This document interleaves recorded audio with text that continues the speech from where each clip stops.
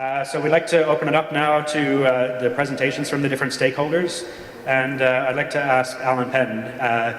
He has prepared a document that you may have received. I think he has some paper copies. And Alan, if you'd like to give your presentation, that'd be great. Do you want to, you can come up here if you'd like.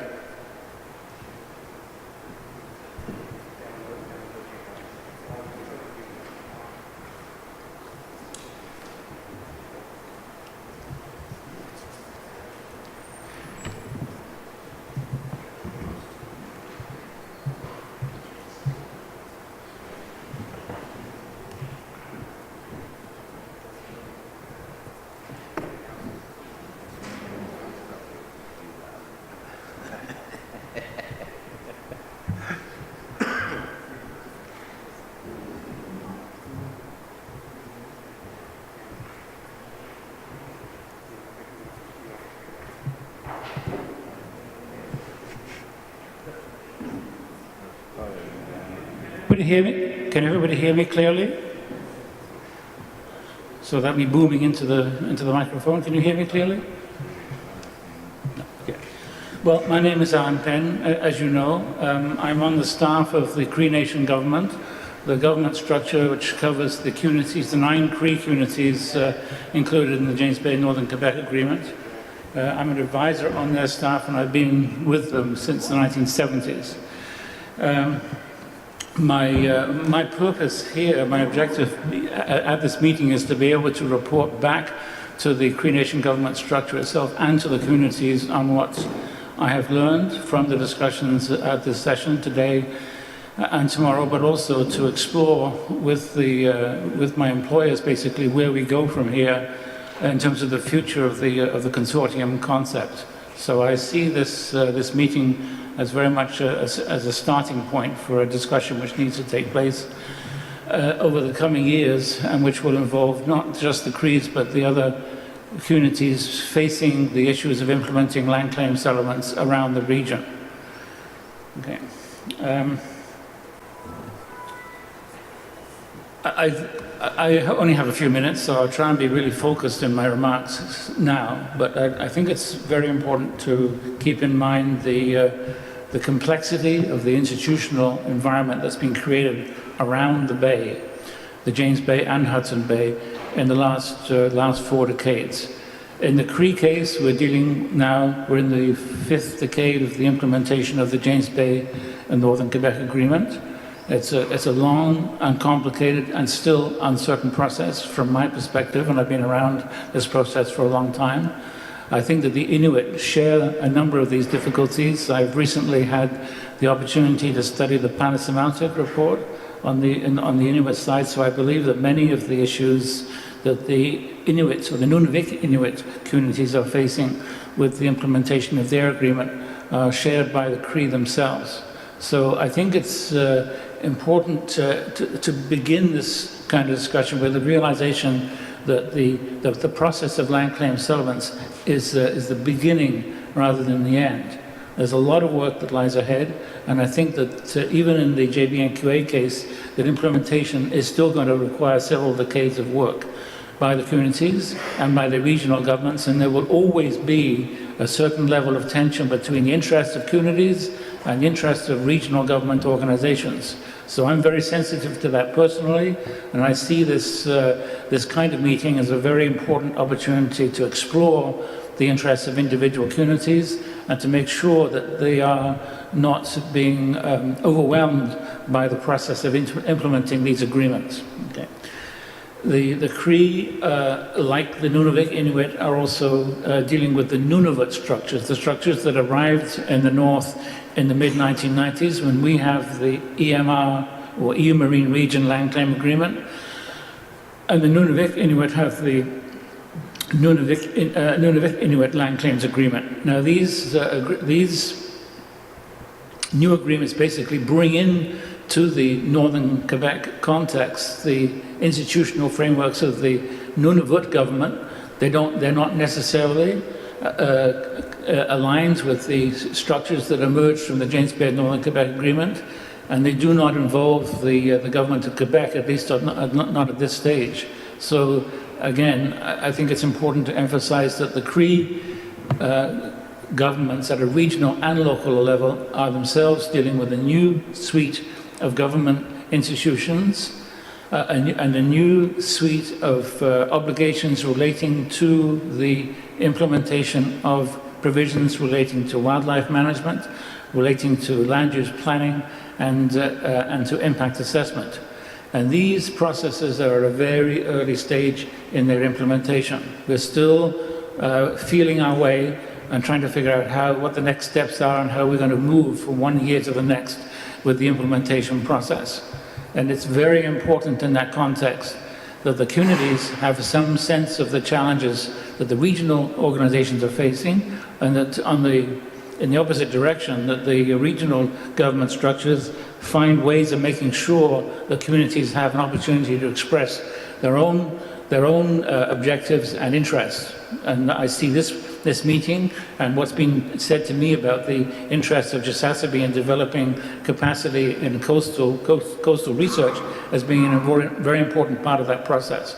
So that's the kind of message that I will be exploring and hoping to take back to my employers at a regional level.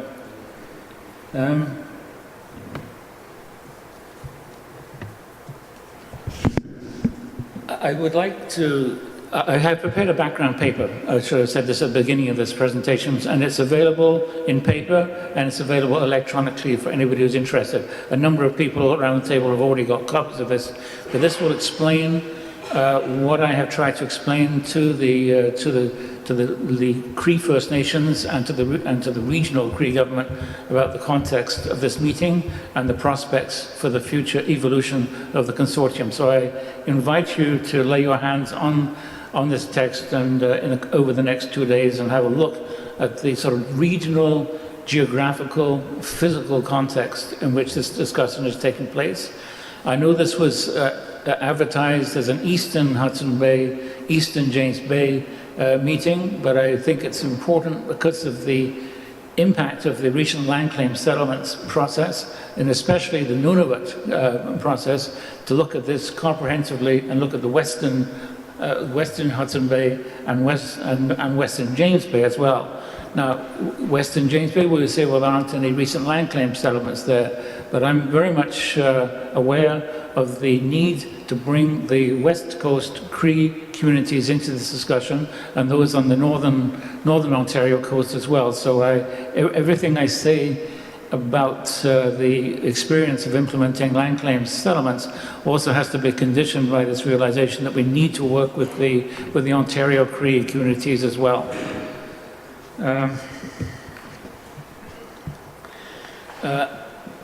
I recognize also that there's a strong sort of research interest in underlying this meeting, and this came up in Joel's introductions, and it's certainly true that the implementation of the Nunavut Agreement, as well as of the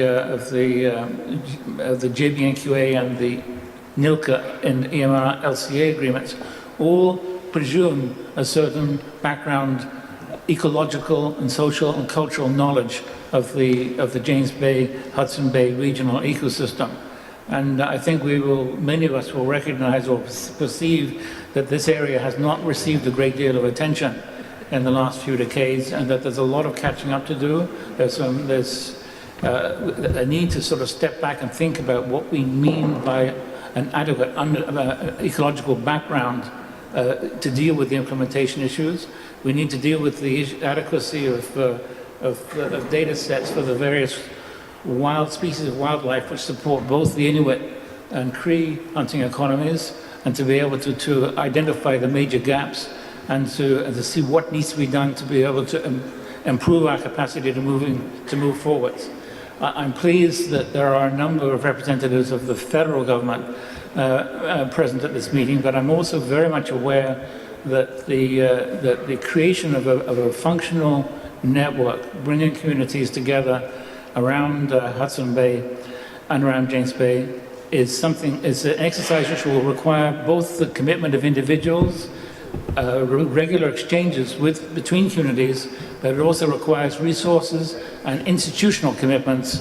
And it's hard for me to believe that this will happen without a strong interest on the part of the government structures involved And for me, that means Nunavut, of course, but it also means probably Ontario, and it also certainly means the government of Quebec. Now, that's a brief introduction. I don't think I need to go into a great deal more detail at this point, but I invite you to take a look at the background paper that I prepared. And if you have any questions that you'd like to put to me right away, we'll be pleased to respond.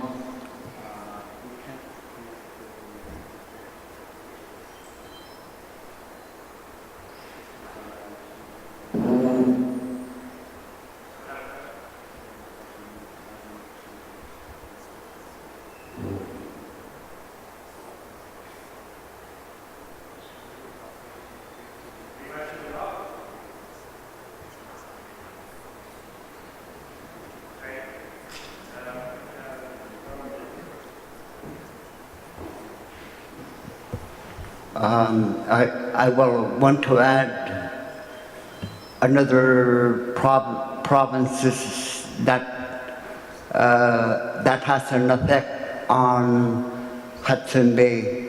When I do make my presentation, it will be easier for you to understand when I point out the map I'll be presenting. There are other provinces where the water flow to Hudson Bay, and we are at the receiving end in my community. So I will add more provinces after my presentation. Thank you.